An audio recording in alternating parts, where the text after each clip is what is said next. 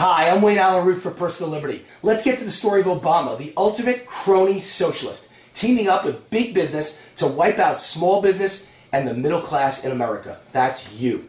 I've said it before, and I'll prove it again. President Obama is a unique breed of socialist. He's a hybrid of socialist and fascist. He understands that he needs cover to destroy America. He needs the support of famous billionaires like Warren Buffett and credible fat cat corporate CEOs like Jeffrey Immelt of GE to convince the masses he's not out to destroy capitalism. He needs to show that rich people are on his side, that these rich guys agree with him, that tax increases on the rich are fair. And these rich fat cats of big business are glad to help out as long as they share in the spoils. They'll be glad to pay an extra $100,000 a year in taxes as long as Obama spreads the billions around to them. As long as he hands them billion-dollar tax credits, stimulus, bailouts, government contracts, corporate welfare, and loopholes big enough to drive an 18-wheeler through, or a lawyer. That's exactly what's happening in America today.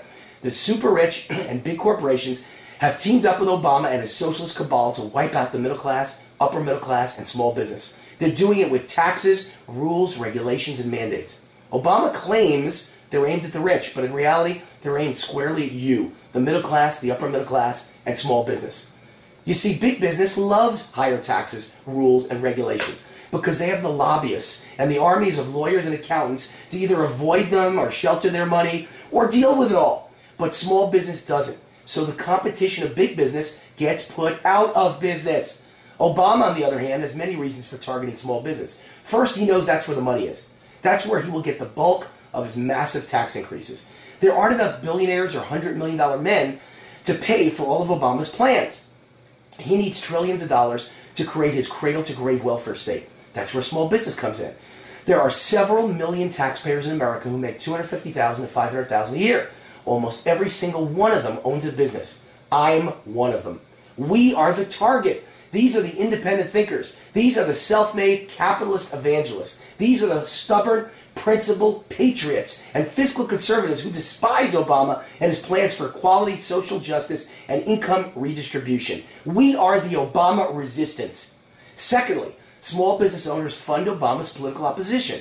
We make most of the contributions that fund Republican candidates and conservative causes. Small business will never sell out conservative fiscal principles. Never. So Obama's at war with small business. He can't win without confiscating our money and getting us under his thumb.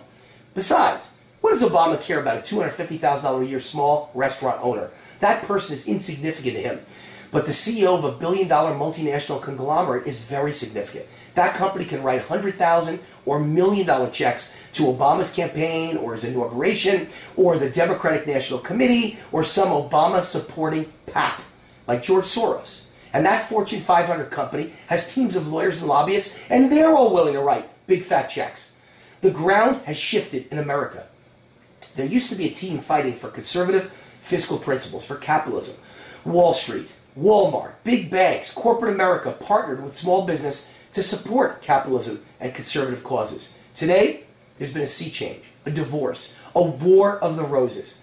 Big business and corporate America have sold out to Obama. They couldn't care less about small business or capitalism or conservatism. They aren't capitalists anymore. They are crony capitalists. And they are in bed with the world's biggest crony socialist, Barack Obama.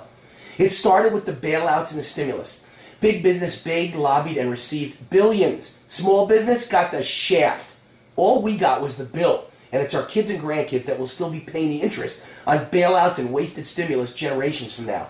Wall Street cheered as the stock market soared. But down on Main Street for small business, it's been a Great Depression for 4 years under Obama. Small business is dying. The irony is that small business creates most of the jobs. Since the first day of the Reagan presidency, about 40 million jobs have been created. The entire net of 40 million jobs was created by small business. But small business owners don't have lobbyists or connected Washington, D.C. law firms. We can't afford to each give millions to politicians, so we get the shaft. Look around the room. If you can't tell who the sucker is, it's you. Small business is the odd man out. We are the sucker. We are the target of Obama and his socialist cabal, and now his newest partners in crime, big business. Next came the Fed policies. Obama ordered the Fed to print trillions of fake dollars to keep the economy afloat. Where does it all go? to big business, to banks, to Wall Street, to publicly traded multinational companies. None of it ever reached small business or Main Street. Then came Obamacare. I never would have imagined big business would support Obama's big government nanny-state healthcare scheme in a million years. Back in the 1980s, big business teamed with small business to stop Bill and Hillary Clinton's attempt to socialize medicine and put government in charge of the entire U.S. healthcare system. Not this time. This time, big business took Obama's side.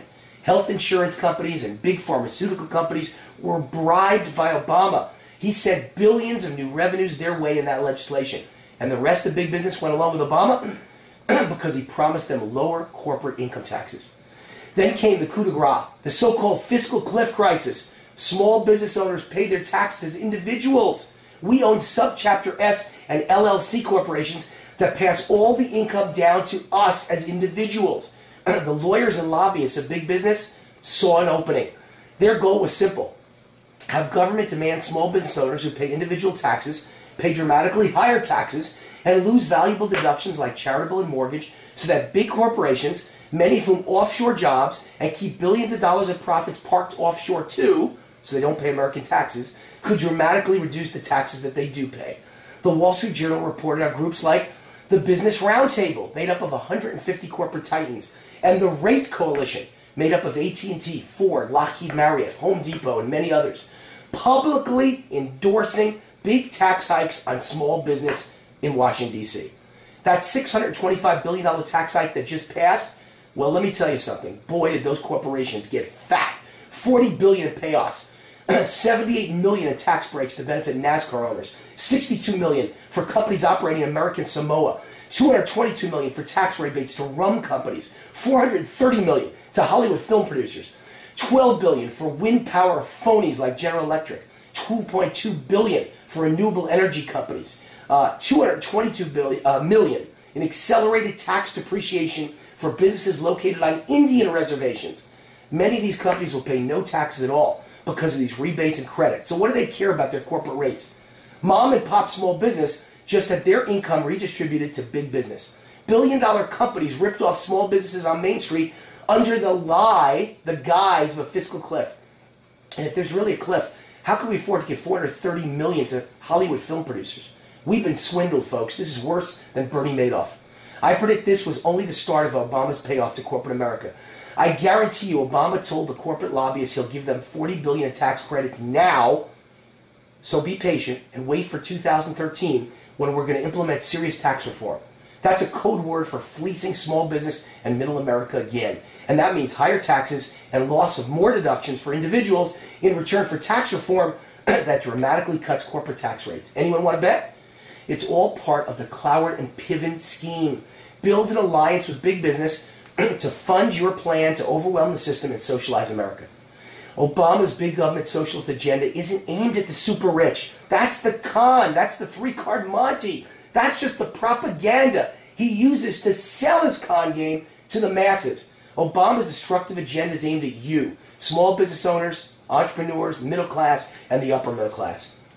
Obama's goal is to create two classes of Americans: the super rich who support and contribute to Obama, who then rewards them with bribes, bailouts, government contracts, stimulus, and the poor, who loyally vote for Obama and receive the handouts they need to survive. In Obama's view of America, the middle class and small business, they've got to go. And the poor have got to always be kept in their place, dependent on him. And you are supposed to now become part of the poor. The cat's out of the bag. The crony capitalists are in bed with the greatest fraud of all time, Obama the crony socialist. It's now every man for himself. I'll see you next week, same time, same place, right here at Personal Liberty. God bless America.